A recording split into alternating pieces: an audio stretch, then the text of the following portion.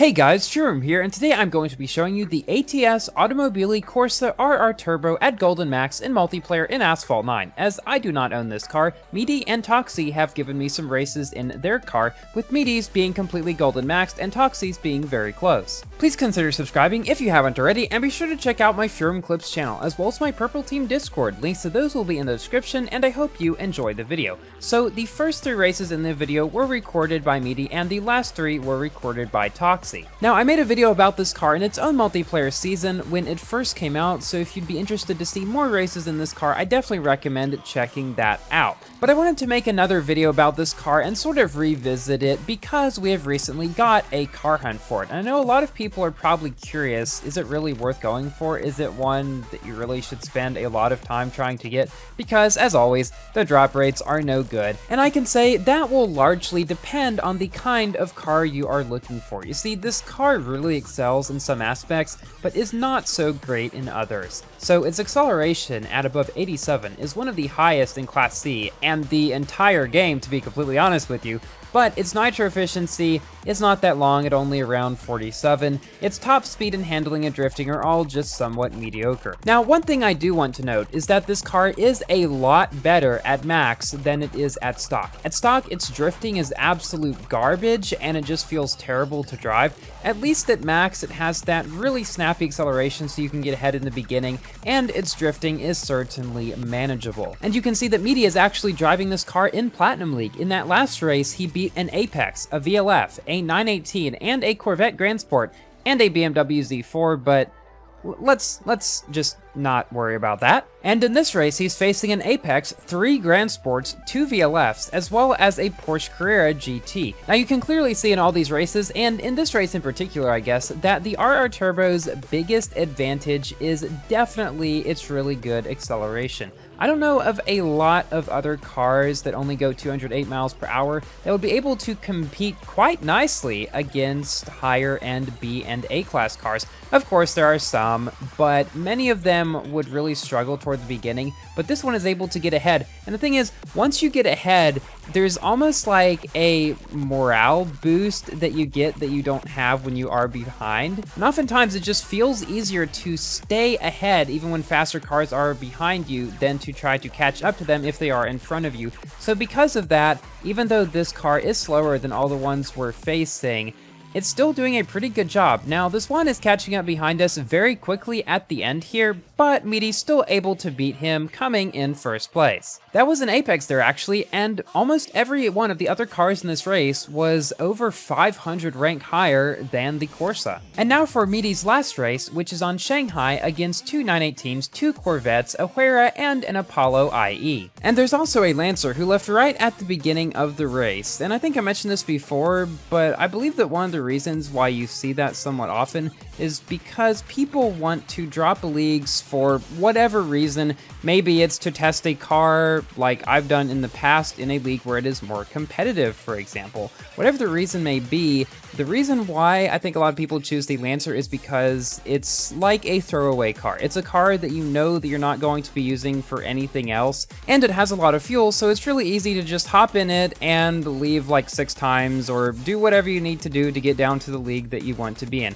And that's also why I believe sometimes you see the Z4s. It's along the same lines. Now, coming up to the end of this race, there's a car that starts catching up to Meaty. It is actually a Porsche 918 Spider, which goes 237 miles per hour, or 27 miles per hour faster than the Corsa goes. And yet, with some nicely done 360 drifting, Meaty's able to stay ahead of him leading up to the finish line. Even though the 918 does manage to get very close toward the end here, he's able to get around the final turns and pull ahead to claim the victory. Meaty is my doppelganger, by the way. Sometimes people see the name RPM Furum L on the leaderboard like I have in the club Bodensee and think, oh, did I switch clubs? I've got multiple messages about that. No, it's just Meaty. And now we are moving on to Toxxy's races in this car. He's also almost fully maxed, just missing a couple of epics, I believe. He's at a rank of 3329. He is using his signature pink and blue color, and he drove these races in the most recent MP2, so we'll see how he's able to do there. Currently, the MP2 going on is a Lamborghini Veneno one, Now, I'm not really expecting to make a video about that, just because I've done several videos about the Veneno in the past, and there's not really any special event or anything about it going on, but we'll see. Now, I did recently make a video about the Batista because I had a sneaking suspicion that it was going to come back soon, and well, it has. Unfortunately, as a Legend Pass car, but if you're curious as to how it performs in multiplayer, and perhaps trying to decide whether or not you should purchase that Legend Pass, I would definitely recommend checking out that video. Now, you can only get it to 1 star in that Legend Pass.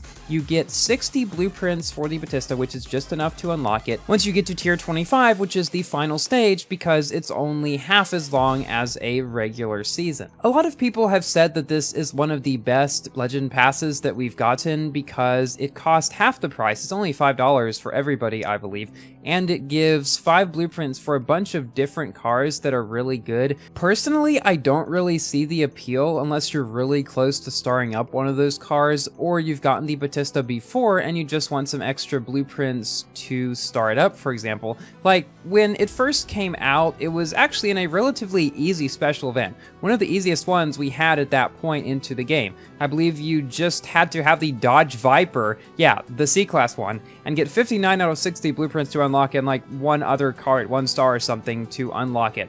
I have it at 2 or 3 stars currently, I don't remember which specifically, but if you're in a situation like that, might be worth it, but for a lot of people, maybe not, because at 1 star, the car isn't really all that useful. This race here turned out to be a rather close one toward the end. The car that is narrowly catching up right now to Toxxy is a 599XX Evo, which is a better car than this one. Just overall goes approximately the same speed, but it definitely handles better. And here, he went up that ramp and then wrecked upon landing somehow. At the same time though, he pushed Toxxy onto the bad way, and then 2 other people managed to catch up extremely close to him, but they were not able to pass him, and Toxxy is able to win this race, coming in just a couple of frames ahead of that Pininfarina in 2nd position. And as we move on to our final race against an Aranera primarily, which is about like 20 miles per hour faster in this car, I guess it's time for me to give my general review about this car.